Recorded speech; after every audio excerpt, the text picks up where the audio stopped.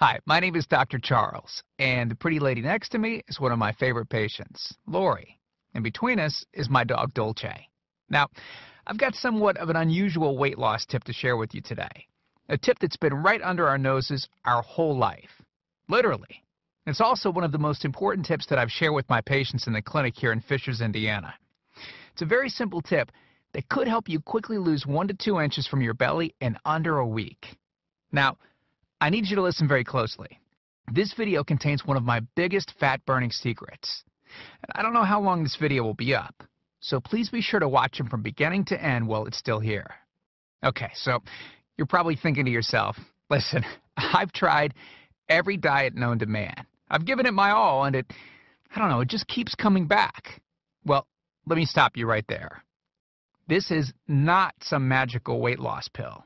It has nothing to do with that crazy acai berry garbage or any special weight loss drops or any of the other incredibly scammy weight loss gimmicks that we see all over the internet these days. In fact, these tips date all the way back to the 1950s and help explain why the majority of all Americans are now considered obese. And no, it might not be because we eat too many bad foods. I'll show you how you should be able to eat some bad foods and still lose weight. Hey, believe it or not, it's not your fault. But before I get into the specifics, let me quickly tell you a little bit about myself. First of all, I'm a board-certified chiropractic physician, certified wellness practitioner, certified advanced nutritionist, speaker, author, have helped thousands worldwide. One more thing, before we go any further, let me tell you about someone that I'm extremely proud of, a patient of mine named Lori.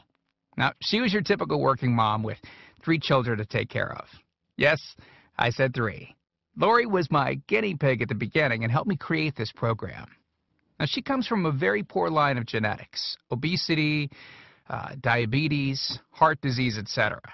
So I thought if this program worked for her, it might be able to help anyone. This one specific tip that I'm about to share with you helped Lori lose 2 inches from her belly, lose 8 pounds in only 9 days, lose 2 inches from each thigh, lose 3/4 of an inch from each arm, drop 3 dress sizes. At the age of 30, she now wears a smaller dress than she did in high school. Now, I know you're probably skeptical, and I don't blame you. I mean, it sounds like something so dramatic that it must be torn from one of those supermarket tabloids, right? But it isn't. Lori ultimately lost a whopping 90 pounds of fat and dropped 16 dress sizes. 16! Lori went from this, 210 pounds, which, by the way, is the weight that she couldn't get rid of after her last pregnancy, to this, 120 pounds. And she achieved all of this without counting calories, without starving herself, without killing herself at the gym, all while still eating all the foods that she likes, like raspberry cheesecake ice cream, which she absolutely refused to give up. Her friends are jealous, and acquaintances can't believe that she's ever even been pregnant. Listen, when it comes to weight loss, unfortunately, women get the short end of the stick. It's definitely harder for women to lose weight. In fact, women have been hardwired to not lose weight. And no matter how cheesy what I'm about to tell you sounds, it all makes perfect sense if we stop and think about it. Let me explain.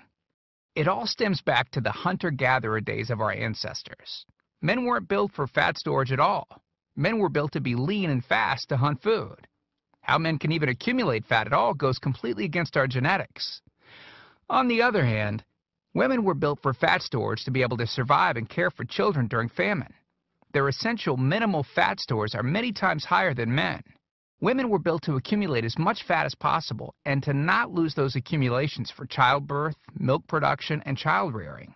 Now, unfortunately, we've been built to survive, not to look good. Women have a couple of major fat-storing roadblocks that hold them back.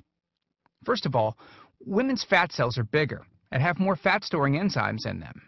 Men's fat cells have more fat-burning enzymes and are much smaller. Women honestly do have a lot more working against them.